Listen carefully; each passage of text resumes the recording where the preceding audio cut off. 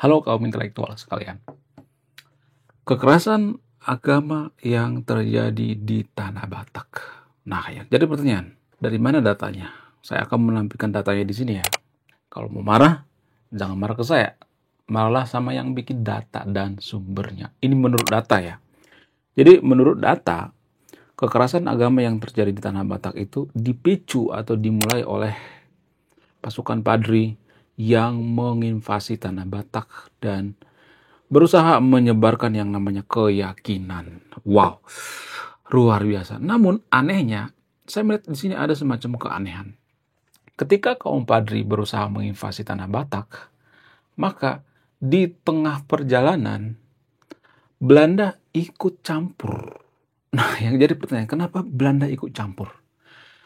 Ada semacam keikut campuran Belanda di Perang Padri ini. Apa itu? Belanda secara tiba-tiba mengirimkan yang namanya misionaris ke Tanah Batak. Nah, yang jadi pertanyaan, kenapa Belanda mengirimkan misionaris ke Tanah Batak saat itu? Padahal orang Batak berpikir bahwa misionaris ini datang secara tiba-tiba. Nggak ada unsur disuruh oleh Belanda. Orang-orang Batak saat ini yang beragama Kristen di Tanah Batak itu percaya bahwa misionaris bernama Nommensen datang ke Tanah Batak itu berdasarkan suruhan oleh Tuhan. Sementara pada datanya, pada faktanya, Nommensen ini atau misionaris yang sangat terkenal dari Tanah Batak ini disuruh oleh Belanda. Nah, yang jadi pertanyaan, apakah Belanda itu adalah Tuhan? Apa tujuan sebenarnya daripada Belanda mengirim misionaris ke Tanah Batak? Apakah mereka kesempatan dalam kesempitan? Siapa sebenarnya biang masalahnya? Apakah Belanda atau kaum Padri? Kenapa orang Batak mau dijajah? Kenapa orang Batak mau dikirim misionaris? Kenapa orang Batak menganggap bahwa misionaris ini penyelamat? Padahal misionaris ini adalah kiriman daripada Belanda. Siapa sebenarnya yang jadi permasalahan? Lalu kenapa orang Batak itu banyak membenci yang namanya rajanya sendiri? Apakah ini pengaruh daripada misionaris? Apakah pengaruh daripada kaum Padri? Apakah pengaruh daripada Belanda? Wow, luar biasa.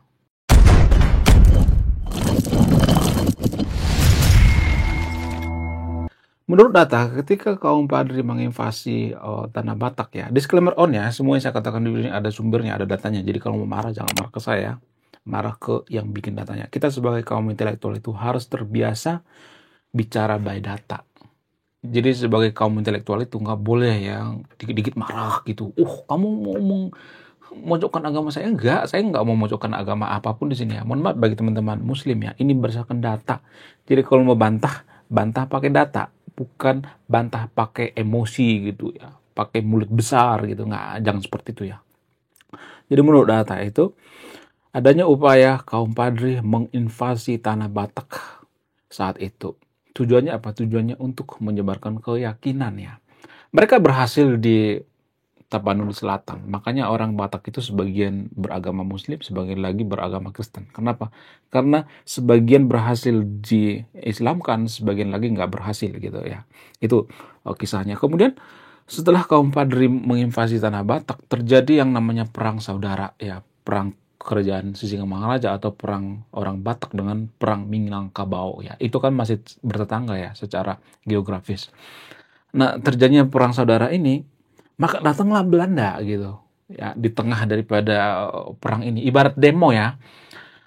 Ada demo ya, demo ini secara organik, tapi di tengah demo ditunggangi oleh pihak asing gitu. Nah, pihak asing itulah Belanda. Di tengah demo ini atau di tengah perang ini ditunggangi oleh Belanda. Belanda melihat, ini peluang besar gitu. Karena apa? Karena sebelumnya Belanda sudah diminta bantuan oleh kaum Padri sebenarnya, kaum agama lokal yang ada di Minangkabau untuk ya menaklukkan yang namanya orang-orang yang menghancurkan budaya lokal di Minangkabau. Namun saat itu gagal ya. Setelah gagal, kemudian Belanda beralih melihat bahwa ini peluang ya, ketika kaum Padri itu sudah menyatu dan berusaha menginvasi Tanah Batak, Belanda melihat, ini peluang. Nah, ketika Belanda melihat orang Batak sama orang Minangkabau itu nggak akur zaman dulu ya, bukan zaman sekarang ya. Perang saudara, banyak korban berjatuhan ya. Sebenarnya menurut data itu korban saat itu tidak tidak bisa dikalkulasi gitu. Karena apa? Karena saat itu belum ada yang namanya sensus ya. Tapi menurut data ada berbagai sudut pandang data ya. Jadi kalau mau bantah nanti bantah pakai data ya. Misalkan berargumentasi by data kita sebagai kaum intelektual ya. Jadi di sini saya tidak ngarang guys, saya yang bicara by data gitu. Nah, ketika perang antara orang Batak dengan Minangkabau ini berlangsung, maka datanglah Belanda. Makanya orang-orang Batak itu berpikir bahwa Belanda ini sang penyelamat gitu, sang juru selamat. Padahal tujuan Belanda apa sih sebenarnya? Ya berdasarkan data ya, mohon maaf bagi teman-teman Kristen ya, atau teman-teman orang Batak ya. Mohon maaf sebesar-besarnya. Saya tahu agama Kristen itu mengajarkan kasih kan, mengajarkan kebijaksanaan. Jadi kalau menanggapi video ini, tanggapilah dengan kebijaksanaan gitu, dengan kasih gitu. Ya, baik teman-teman muslim juga menanggapi video ini, tanggapilah dengan damai gitu. Karena agama muslim itu agama damai ya. Jadi kalau Anda dikit-dikit marah, dikit-dikit perepet, itu bukan agama damai namanya. Jadi ketika Belanda saat itu melihat ternyata orang Batak dan orang Minang itu nggak akur perang saudara, maka didatanglah misionaris. Kenapa misionaris ini datang? Karena sebelumnya Belanda sudah mencoba tanah Batak itu untuk dijajah, tapi nggak bisa. Dicoba untuk diinvasi nggak bisa. Jadi di Sumatera itu ada 3 kelompok besar yang sangat susah ditaklukkan, yaitu Aceh, Nias, kemudian orang Batak. Yang 3 ini sangat susah ditaklukkan. Belanda mempelajari ya, dikirimlah antropolog ke sana ya, dipelajari apa sih sebenarnya kekuatan daripada orang Batak ini, kekuatan daripada kerajaan orang Batak ini. Nah, ternyata kekuatannya, nah ini inti daripada video ini. Kekuatannya itu ada pada Raja Sisingamangaraja dan kekuatan spiritual orang Batak. Pada saat itu, Raja Sisingamangaraja itu adalah pemimpin spiritual, pemimpin agama Parmalim. Jadi agama asli orang Batak itu bukan agama Kristen guys, tapi agama Parmalim. Nah, ketua atau pemimpin daripada agama Parmalim ini adalah Sisingamangaraja. Dia ketua agama gitu ya, dia pemimpin agama, pemimpin paling tinggi gitu. Kemudian dia adalah seorang raja. Jadi kekuatan besar ini ya, kedua kekuatan besar inilah yang bikin orang Batak itu sangat solid gitu. Nggak mau mengkhianati Sisingamangaraja dan nggak mau mendukung Belanda. Mereka sangat setia dengan kerajaan Sisingamangaraja. Lalu ketika Belanda melihat fakta yang sebenarnya, anjay, lalu gimana caranya mengalahkan orang-orang Batak ini? Gimana caranya biar Sisingamangaraja takluk? Lalu mereka punya ide. Aha, bagaimana kalau kita bikin orang Batak ini Kristen? Mohon maaf ya bagi teman-teman Kristen ya. Teman-teman Kristen orang Batak ya. Ini berdasarkan fakta sejarah ya. Ada datanya gitu. Ya, jadi menurut data, orang Belanda itu mendatangkan misionaris ke tanah Batak. Itu sebenarnya bukan sengaja mengkristenkan tanah Batak. Tapi untuk melemahkan kekuatan daripada Sisingamangaraja. Melemahkan kerajaan Sisingamangaraja. Nah, karena orang Belanda berpikir bagaimana cara menjajah orang Batak ini, lebih baik kita lemahkan dulu dari dalamnya. Maka dikirimlah misionaris seperti Nommensen dan lain sebagainya. Nah, ketika misionaris ini dikirim, misionaris ini juga berpikir bahwa mereka itu tidak diperalat oleh Belanda. Karena mereka ini seperti simbiosis mutualisme, saling menguntungkan. Apa buktinya? Buktinya Nommensen meminta pertolongan terhadap Belanda supaya mereka itu dikawal gitu, dijaga. Karena apa? Karena pada saat itu perlawanan daripada pasukan Singamangaraja sangat sengit sekali ya. Ya, ada gereja yang dihancurkan, ya ada tempat-tempat ibadah yang dihancurkan, tempat tinggal misionaris mereka dihancurkan, dibakar dan sebagainya. Maka Nommensen meminta pertolongan terhadap Belanda. Ya, berlahan-lahan ya, ada 2 kubu kekuatan besar di tanah Batak itu, yaitu misionaris dan Belanda. Nah, ketika misionaris ini merangsek pelan-pelan masuk ke peradaban tanah Batak, masuk ke kampung-kampung, ke desa-desa, Nommensen mengatakan, kalian itu menyembah berhala. Enggak boleh menyembah berhala. Menyembah begu. Dalam bahasa Batak itu ada istilah begu, artinya setan. Kalian itu menyembah patung. Enggak boleh. Kalian itu harus diselamatkan. Dalam nama Yesus, kalian harus diberkati. Maka orang-orang Batak berpikir, Ya juga ya, ternyata kita selama ini menyembah setan, menyembah bego. Maka banyak orang Batak berbondong-bondong masuk jadi Kristen. Mereka dibaptis, lalu mereka menangis di gereja. Tuhan, kita sudah terselamatkan Tuhan. Selama ini kita di jalan yang tidak benar ya. Tuhan. Lalu orang Belanda saat itu senang banget gitu karena banyak orang Batak Kristen. Karena apa? Karena kalau kaum Padri berhasil mengislamkan tanah Batak, maka ini akan susah ya, susah dijajah. Kenapa? Karena ada kekuatan besar ya kaum Padri dengan orang Batak. Jadi tanah Batak itu sangat susah dijajah. Kenapa orang Batak itu ngotot menjajah tanah Batak? Apa alasannya? Apa yang mereka incar? Apakah di sana ada emas? Apakah di sana ada berlian? Enggak. Yang mereka incar itu adalah tanah Batak yang cocok ditanami dengan kopi. Jadi Belanda itu pengen ya mengekspansi tanah Batak itu untuk menjadikan tanah Batak itu perkebunan kopi. Itulah alasannya kenapa di tanah Batak itu sekarang banyak perkebunan kopi. Banyak kopi ya, masyarakat di sana itu banyak membudidayakan kopi. Karena apa? Karena ya itu tujuan Belanda ya, biar bisa diekspor ke luar negeri, mengeksploitasi gitu. Nah, ketika banyak orang Batak berbondong-bondong jadi Kristen, ya orang-orang Belanda itu senang ya. Misionaris-misionaris juga senang. Dan yang nggak senang saat itu adalah kerajaan orang Batak, yaitu Sisingamangaraja. Perlahan-lahan ya loyalitas daripada pasukan Sisingamangaraja itu memudar ya. Perlahan-lahan Sisingamangaraja itu sering dikatakan, oh itu raja musyrik gitu ya, klinik gitu ya. Sisingamangaraja itu menyembah berhala, menyembah begu, menyembah pohon ya, menyembah batu dan sebagainya. Jadi Nomensen saat itu melarang ya waktu penyebaran agama Kristen di Tanah Batak, melarang yang namanya manortor. Jadi di Tanah Batak itu ada istilah manortor ya. Manortor itu ada semacam ritual orang Batak itu kalau misalnya ada orang meninggal manortor ya gitu. Itu dilarang ya, dilarang orang Nomensen. Mereka mengatakan oh itu sesat ya. Nah orang Batak saat itu nggak memberontak gitu, nggak ngelawan ya ajaran agama seperti itu kok. Karena dalam agama Kristen itu kan ada istilah melarang menyembah berhala. Dari apa? Dari ajaran Abrahamik ya. Abraham mengatakan nggak boleh menyembah berhala. Jadi orang-orang Batak saat itu menganggap bahwa Sisingamangaraja sesat, Sisingamangaraja itu nggak bisa dijadikan raja, sehingga perlahan-lahan kekuatan Sisingamangaraja memudar dan tanah Batak dikuasai oleh Belanda. Wow, luar biasa. Itulah kejeniusan daripada Belanda. Tapi mohon maaf ya bagi teman-teman Kristen yang nonton videonya. Gini guys ya, kalau mau bantah-bantah pakai data ya, saya tidak memojokkan agama Kristen di sini ya, saya tidak memojokkan agama apapun di sini, tapi saya membongkar ini by data, biar kita mengerti sebenarnya apa yang terjadi saat itu. Jadi ini nggak ada tendensius ya, saya tidak mengatakan bahwa Kristen itu sesat, enggak. Agama Kristen maupun agama Islam kan mengajarkan kebaikan ya, agama Kristen juga mengajarkan kasih kok, nggak jadi masalah. Tapi kan jadi permasalahan, ini dimanfaatkan oleh Belanda gitu untuk menjajah tanah Batak. Ide yang sangat brilian sekali oleh Belanda saat itu ya. Tapi kalau kita melihat dari sudut pandang yang lebih luas lagi misalnya, ya dari sudut pandang yang paling rasional.